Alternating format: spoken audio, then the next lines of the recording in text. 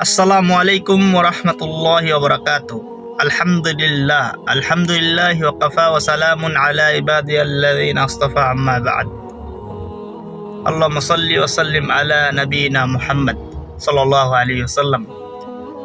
তো প্রিয় দর্শক, একটি বিষয় নিয়ে আলোচনা করার জন্য এসেছি।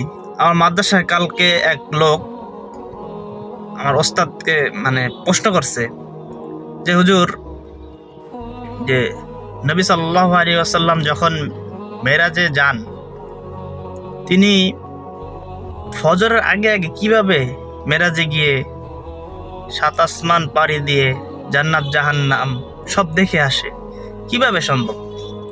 তো আমার ওস্তাদ একটা উত্তর দিয়েছে। এই উত্তরটা খুবই আমার পছন্দ হয়েছে, অনেক ভালো লাগছে।